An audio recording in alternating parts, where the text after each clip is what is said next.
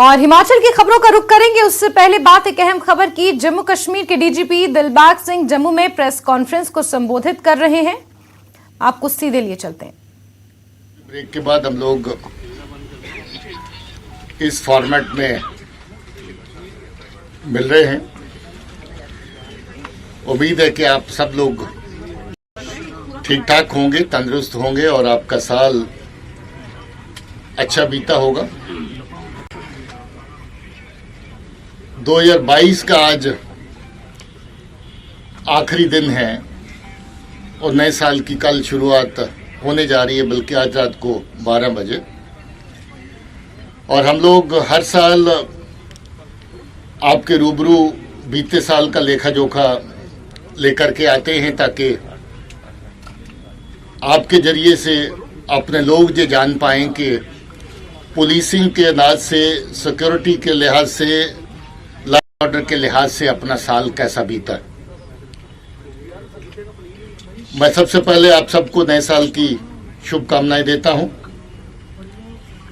और मुझे ये बताते हुए खुशी हो रही है कि साल 2022 पिछले चंद सालों के मुकाबले में और भी बेहतर साल साबित हुआ है। साल 2022 में अमन को पुख्ता करने का, आवाम के लिए अच्छा माहौल पैदा करने का जो सिलसिला पिछले चंद सालों से बड़ी शिद्दत से चल रहा है, उसके लिहाज से और भी कामयाब साल रहा। टेरर, वायलेंस या लैंड ऑर्डर से रिलेटेड इंसिडेंट्स की बात करें तो सबसे बेहतर साल पिछले 4 सालों के अंदर 2022 साबित हुआ है। वो सिलसिला जो 19, 20, 21, 22 हर साल सिचुएशन में बेहतरी का था, वो इस साल भी कायम रहा और हर पहलू जिसकी बुनियाद पर आप सुरक्षा की स्थिति को एवेलुएट करते हैं, उसमें बेहतरी दिखाई दी है। दहशतगर्दी का माहौल जो हमारे अवाम के लिए, हमारे लोगों के लिए, रोजमर्रा की जिंदगी के लिए एक कलंक के माफक बड़े लंबे अरसे से चल रहा है, उस फ्रंट पे बहुत बड़ी कामयाबियां हासिल हुई। बहुत सारे कामयाब ऑपरेशन हुए और उन ऑपरेशंस के चलते 186 दहशतगर्द, जिसमें 56 फॉरेन टेररिस्ट हैं, यानी कि पाकिस्तान से आए हुए, पाकिस्तान के रहने वाले दहशतगर्द हैं, जो लश्कर तौबा और जैश मोहम्मद के साथ वाबस्ता रहे, उनका भी सफाया हुआ। इस पूरे साल के दौरान जो सरहद पार से साजिशें होती रहती हैं कि जहां का लोकल यूथ उनको मिसलीड करके, वर्गला करके तशद्दुद के रास्ते पर चलाया जाए, उसकी गिनती भी पिछले सालों से सबसे कम रही है। और ये गिनती सिर्फ और सिर्फ 100 तक रही, जिसमें से 18 ही लोग बचे हैं। बाकी सब जो हैं वो इसी साल के दौरान ऑपरेशंस के अंदर मारे गए या पकड़े गए, मेजॉरिटी उनमें से मारे गए। हम लोग न सिर्फ ऑपरेशंस में कामयाबी हासिल करने को पहल देते हैं, बल्कि वो नौजवान जो गलत रास्ते पे चले, वो रास्ता तर्क करके वापस लौटे, उस फ्रंट के ऊपर भी बराबर काम करते हैं।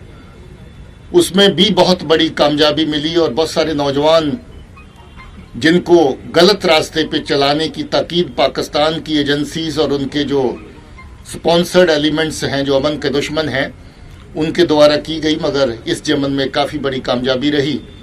उनके अंकड़े और उनकी डिटेल्स हम लोग शेयर नहीं करते, मगर बहुत सारे नौजवान साथी जो थोड़ा सा रेडिकलाइजेशन के माहौल में आगे बढ़ चुके थे, उनको वापस लाना और माँ बाप के साथ उनको मिलाना, जिस फ्रंट के ऊपर भी पुलिस और सिक्योरिटी फोर्सेस को बहुत बड़ी कामयाबी मिली। आप अक्सर जानना चाहते हैं कि अभी कितने दहशतगर्द एक्टिव हैं। आपको बता दें कि अभी जितने दहशतगर्द एक्टिव हैं, इतना छोटा नंबर पिछले सालों में कभी नहीं रहा। कम से कम नंबर लोकल टेररिस्ट का और फॉरेन टेररिस्ट का इस वक्त पहुंच चुका है। और इसमें ये गिनती लगभग 100 के बराबर है, थोड़ा सा ऊपर है और जल्दी इसको 100 के नीचे ले आएंगे, ऐसा हमारा मानना है। ये डबल डिजिट के अंदर जल्द ही दोनों मिला करके आ जाएंगी। इसके साथ साथ ऑपरेशंस के साथ जो अच्छी तफ्तीश का सिलसिला, अच्छी पूछताछ इंटेरोगेशन का सिलसिला भी बराबर जारी रहा और इसमें बहुत सारे दहशतगर्द जो अपनी जान गंवा सकते थे, हमने फिर से ये प्रेफर किया कि उनको कानून के दायरे में ला करके उनके खिलाफ कार्रवाई की जाए।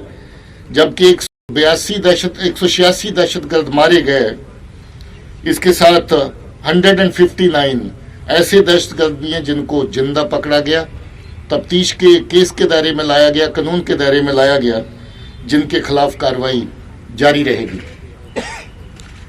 इसके साथ ही हम लोगों का अब मिशन ये है कि जीरो टेरर की तरफ बढ़ा जाए और जब आप जीरो टेरर की तरफ बढ़ना चाहते हैं तो आपको हर उस जगह को अपने एक्शन के दायरे में लाना पड़ता है जहां से टेरर का इकोसिस्टम जिंदा रहता है, जहां से टेरर इकोसिस्टम चलता है।